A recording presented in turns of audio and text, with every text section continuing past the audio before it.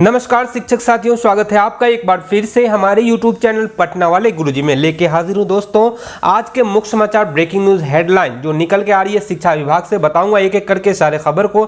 इससे पहले आप लोगों से रिक्वेस्ट करूंगा कि इस वीडियो को लाइक जरूर कर दे दोस्तों, क्योंकि आपका लाइक करना ही हमारे मेहनत का फल होता है। दोस्तों, नियोजित शिक्षकों की होने वाली सक्षमता परीक्षा में बैठने के लिए फॉर्म भरने की तिथि 6 मई तक बढ़ा दी गई है। आवेदन करने की तिथि बिहार विद्यालय परीक्षा समिति द्वारा गुरुवार को बढ़ाई गई है। इस बीच माध्यमिक कक्षाओं के लिए वैकल्पिक विषय समूह में वाणिज्य विषय को भी शामिल किया गया है। चलिए दोस्तों बढ़ते हैं आगे, अगली खबर बताते हैं आपको। बगैर सूचना विद्यालय से अनुपस्थित 55 शिक्षकों का वेतन काटा गया, यह खबर आ रही है दोस्तों। सासाराम से नियमित अनुसरण के दौरान अनुपस्थित रहने वाले शिक्षकों पर नकेल कसने का काम शिक्षा विभाग द्वारा लगातार किया जा रहा है। इस माह 1 से 13 अप्रैल तक हुए निरीक्षण में बगैर सूचना के अनुपस्थित रहे 55 शिक्षकों का अनुपस्थिति अवधि का वेतन काटा गया है। यह कार्रवाई डीपीओ सर्व शिक्षा ने काम नहीं तो वेतन नहीं के तहत की है। किसी का 1 तो किसी का 2 व 3 दिन का वेतन काटा गया है। सबसे अधिक महिला शिक्षक अनुपस्थित पाई गई, जिनका वेतन काटा गया है। डीपीओ सर्व शिक्षा राघवेंद्र प्रताप सिंह ने बताया कि सरकारी विद्यालयों में बच्चों को गुणवत्तापूर्ण शिक्षा मुहैया कराने के उद्देश्य पिछले वर्ष जुलाई से ही सतत अनुसरण कार्य किया जा रहा है। इसके तहत बच्चों तथा शिक्षकों की 100% नियमित उपस्थिति पर विशेष ध्यान दिया जा रहा है।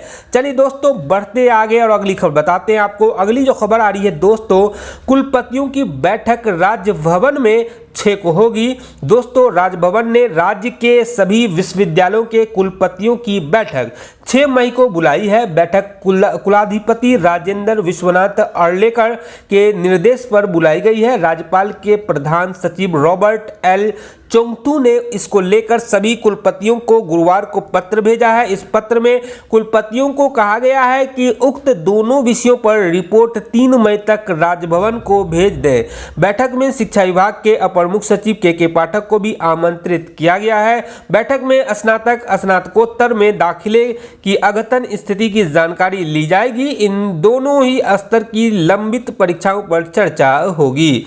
चलिए दोस्तों बढ़ते आगे और अगली खबर बताते हैं आपको। अगली जो खबर आ रही है दोस्तों, राज्य में 458 मदरसों की होगी जांच। हाँ जी दोस्तों, बिल्कुल सही सुना आपने। शिक्षा विभाग ने 458 मदरसों की जांच करने का आदेश अफसरों को दिया है। शिक्षा विभाग ने 1 सप्ताह के अंदर संबंधित मदरसों की जांच रिपोर्ट भी मांगी है। जांच में संबंधित मदरसों की आधारभूत संरचना, शिक्षकों व कर्मचारियों की संख्या, उनकी योग्यता, बच्चों की संख्या और आंतरिक अंकेक्षण को देखा जाएगा। जांच रिपोर्ट आने के बाद विभागीय स्तर पर उसकी समीक्षा होगी। इसके बाद संबंधित मदरसों की मान्यता खत्म करने को लेकर फैसला होगा। दोस्तों बढ़ते आगे और अगली खबर आ रही है। मुजफ्फरपुर से प्रशिक्षण में योगदान नहीं देने वाले से स्पष्टीकरण मांगा गया है। राज्य शोध एवं प्रशिक्षण परिषद के आदेश पर शिक्षकों को 6 दिवसीय आवासीय प्रशिक्षण दिया जा रहा है। इस क्रम में विभिन्न जिलों में आवंटित शिक्षकों के योगदान नहीं देने पर उनसे स्पष्टीकरण मांगा गया है। डीपीओ मनोज कुमार ने प्रखंड शिक्षा पदाधिकारी गयाघाट और मीनापुर को पत्र लिखकर संबंधित शिक्षकों के योगदान नहीं करने का कारण पूछा है। डाइट शिवहर में प्राथमिक विद्यालय तुर्की कन्या की संगीता कुमारी और मध्य विद्यालय तुर्की बाजार के अमीरनाथ शाह को योगदान देना था। वहीं पीटीईसी घोगरडिया में गायघाट की शिक्षक समीक्षा खातून, दिनेश कुमार वर्मा, विकेश कुमार, नासरीन गजाला और मोहम्मद तारिक अनवर को योगदान देना था। इनकी ओर से योगदान नहीं देने पर संबंधित संस्थानों की ओर से डीओ को सूचना भेजी गई है। चलिए दोस्तों बढ़ते आगे और अगली खबर बताते हैं आपको। अगली जो खबर आ रही है दोस्तों, गया से। गया में सरकारी स्कूलों से बिना सूचना के गायब मिले 210 शिक्षकों का कटेगा वेतन। दोस्तों, जिले के सरकारी स्कूलों में शैक्षणिक व्यवस्था सुदृढ़ करने के लिए कवायद की जा रही है। इसके तहत विभाग के निर्देश के आलोक में प्रतिदिन निरीक्षण किया जा रहा है। इसमें अफसरों के साथ शिक्षा विभाग के कर्मी शामिल है। निरीक्षण निरीक्षण के दौरान जिले के सरकारी स्कूलों में कार्यरत शिक्षक शिक्षिकाओं के बिना सूचना के स्कूल से अनुपस्थित मिलने पर कार्रवाई भी की जा रही है।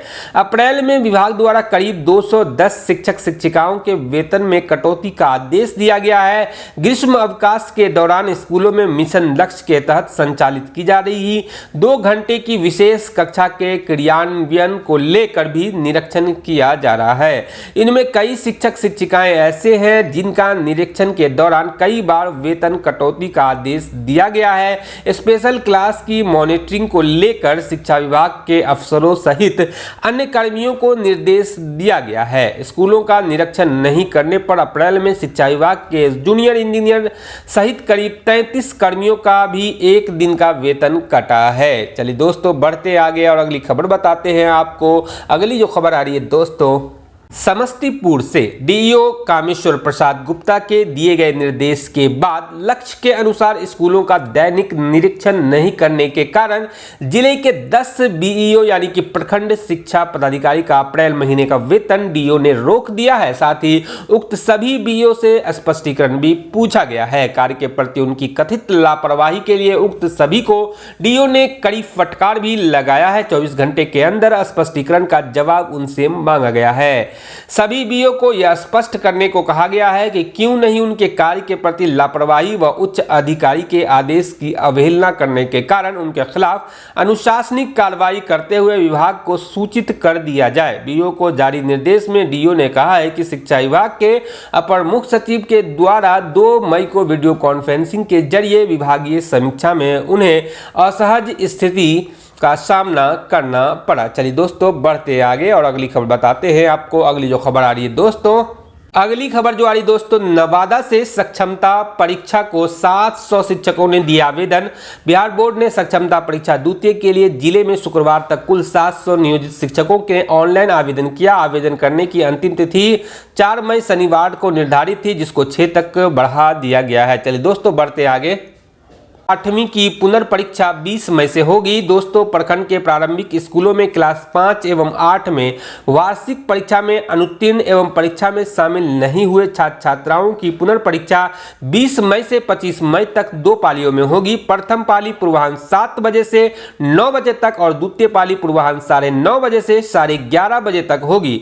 बिहार शिक्षा परियोजना द्वारा जारी पत्र के अनुसार 20 मई को पहली पाली में भाषा हिंदी, उर्दू, बांग्ला एवं दूसरी पाली में अंग्रेजी और 21 मई को पहली पाली में गणित और दूसरी पाली में पर्यावरण सामाजिक विज्ञान और 22 मई को पहली पाली में विज्ञान केवल 8वीं कक्षा के लिए और दूसरी पाली में संस्कृत व अन्य विषय की परीक्षा होगी। चलिए दोस्तों बढ़ते आगे और अगली खबर बताते हैं। दोस्तों सीतामढ़ी से 4 प्रखंडों के केआरपी से शो कॉज हुआ है। साक्षरता डीपीओ ने कार्य में स्थिरता व वरीय अधिकारी के आदेश की अवहेलना पर मिजाजगंज, परसौनी, सुप्पी व चुरौत के केआरपी से शो कॉज किया है। डीपीओ ऋषु राज सिन्हा ने कहा है कि ग्रीष्म अवकाश की अवधि में शिक्षा सेवक तालीम मरकज द्वारा मिशन दक्ष के तहत चिन्हित व क्षितिज छात्र छात्राओं को प्रतिदिन स्कूल में पहुंचाना तथा अपने पोषक क्षेत्र के और नामांकित बच्चों को नामांकन कराने का दायित्व दिया गया था।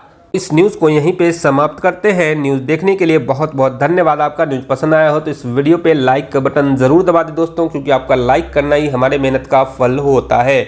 दोस्तों इस वीडियो को ज़्यादा से ज़्यादा शेयर करें। धन्यवाद।